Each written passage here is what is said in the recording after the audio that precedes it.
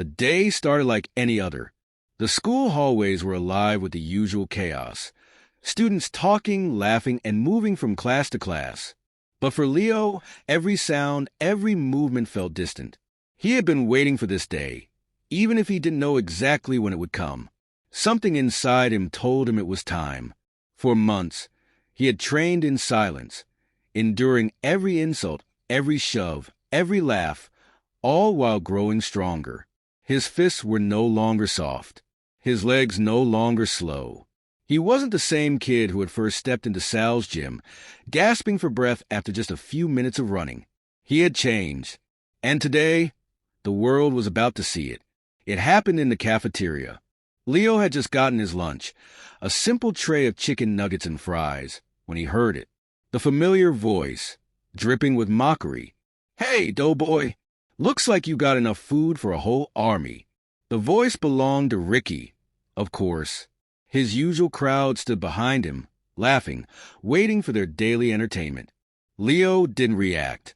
He picked up his tray, ignoring them like always. But Ricky wasn't satisfied. He wanted a reaction. He needed it. He stepped in front of Leo, blocking his path. "What? You're too good to talk to us now."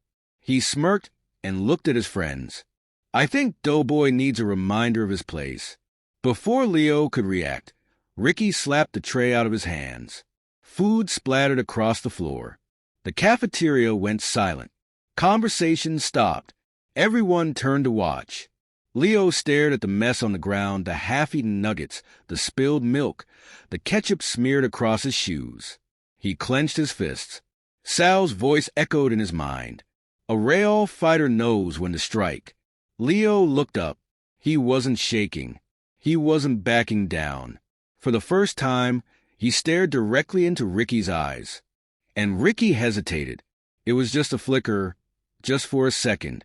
But Leo saw it. The moment Ricky realized something was different.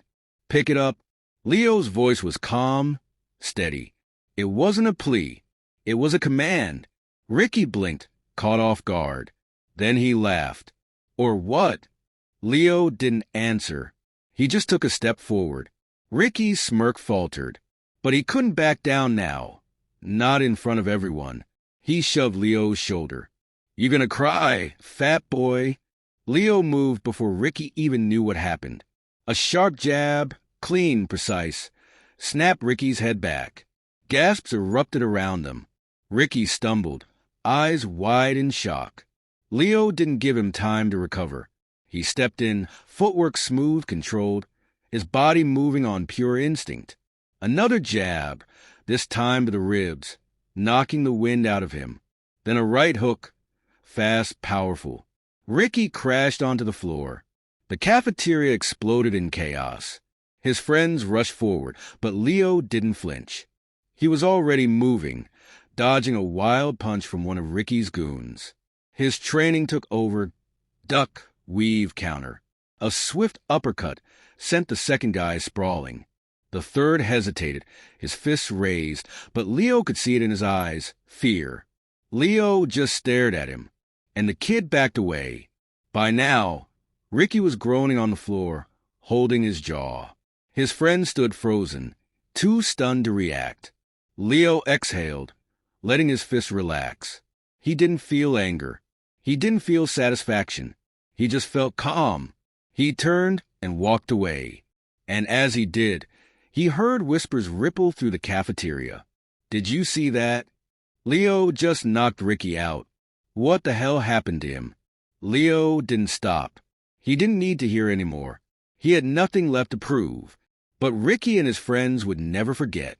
The chubby kid they had bullied for years was gone, and in his place stood something else. Something stronger. Something untouchable. Leo had grown used to walking home with his head down, shoulders hunched, his oversized backpack bouncing awkwardly against his back as he trudged through the empty streets. It was the only way he knew to avoid the torment that followed him like a shadow, always lurking, waiting for the right moment to strike. At 12 years old, he had already perfected the art of making himself small, of squeezing into the margins of life where no one noticed him. except the ones who made his life a living hell. The bullies at school had a special name for him, Doughboy. Every day, it was the same routine. They'd catch him near the cafeteria, where the smell of greasy pizza and chocolate milk did little to comfort his growing anxiety. "Hey, Doughboy!" Ricky, the self-appointed leader of the pack, would sneer, elbowing his friends as they encircled Leo.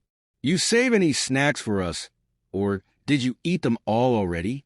Laughter followed, sharp and cold, digging into Leo's skin like 1,000 tiny needles. He didn't respond. He never did. That was the rule. If he ignored them, maybe they'd get bored. Maybe today would be different. But it never was. One time, they pushed him into the lockers so hard that his ribs ached for days. Another time, they knocked his lunch tray to the floor, making sure everyone in the cafeteria saw the mess. The food smeared across the tiles like some tragic accident. Even the teachers turned a blind eye, either unwilling or too exhausted to intervene. Leo knew better than to complain. Telling on them would only make things worse. It wasn't just the bruises that hurt. It was the way people laughed, the way they stared but did nothing, the way they treated him like he wasn't even a person. He wanted to fight back. Oh, how he wanted to fight back. But what chance did a fat, slow kid like him have against Ricky and his crew? They were taller, stronger, faster.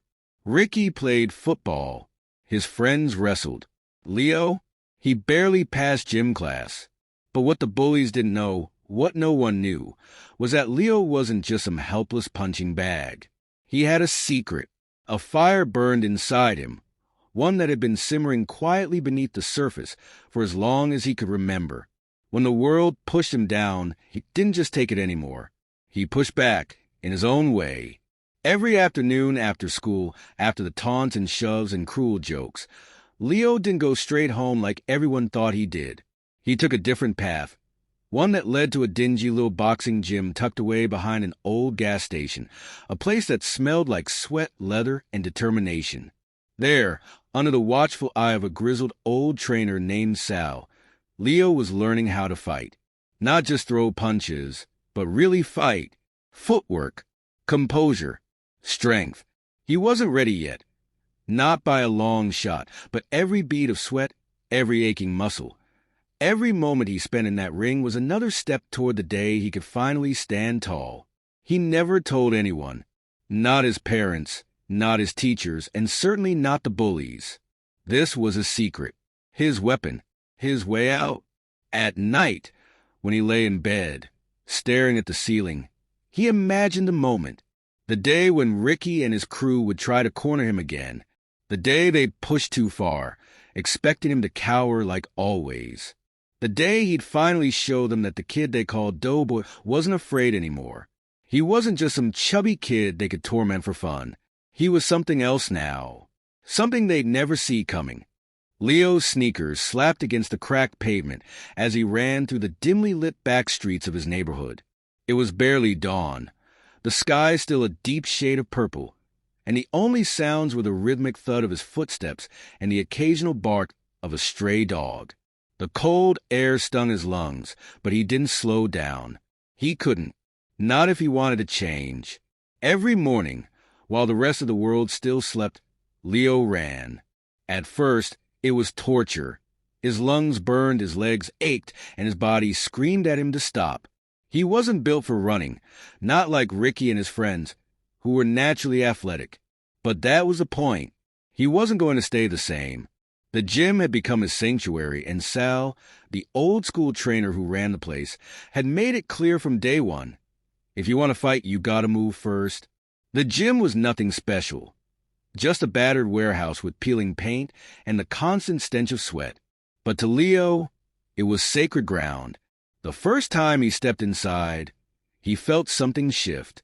The air was thick with determination, with the echoes of gloves hitting heavy bags and the sharp commands of trainers pushing their fighters to their limits. Sal was an old fighter, his face lined with years of battles inside the ring. He didn't believe in shortcuts. You want to fight, kid? You think boxing's just about throwing punches? Nah, it's about discipline. It's about heart. You got that. Leo had nodded, his fists clenched. He didn't know if he had heart, but he was damn sure going to find out. The first weeks were brutal. His body rebelled against the training. His muscles screamed in agony, and there were nights he collapsed into bed, every inch of him sore and aching. But he kept going. He had to. Sal had him working on the basics. Footwork, balance, speed. He spent hours shadow boxing in front of the cracked mirror, his reflection slowly becoming something new, someone sharper, someone stronger. The heavy bag became his best friend. Every punch was an outlet for the anger he swallowed every day at school. Every strike was for the times Ricky and his gang humiliated him, for every snide remark, every shove into a locker, every cruel laugh. But Sal had warned him, power's not enough. You gotta think. Boxing's a chess match, not a brawl. So he learned. He studied tapes of the greats, Ali, Tyson, Duran. He learned how they move, how they set traps, how they controlled the ring. He practiced slipping punches, weaving, rolling his shoulders just enough to avoid a blow. And slowly, the weight started to shift.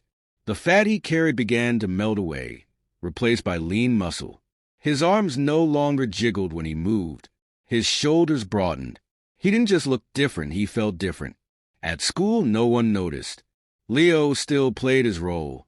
The quiet, chubby kid who never fought back. The bullies didn't know that the boy they shoved into lockers every day had fists now, fists that could do real damage. They didn't know about the hours of sweat, the aching muscles, the calloused knuckles. One afternoon, Ricky caught him by the lockers again. "What's up, doughboy?" he sneered, giving Leo a shove. "You've been eating all the snacks again." His friends laughed, waiting for the usual reaction. For Leo to look away, to mumble something and shuffle off like a beaten dog. Leo felt the anger rise, but he swallowed it down. He wasn't ready. Not yet. Instead, he just stared at Ricky, something unreadable in his expression. Ricky frowned, as if sensing something was different, but he brushed it off with a smirk. Whatever, loser. Leo exhaled, shaking off the tension as he walked away. He wasn't afraid of Ricky anymore. That was the difference.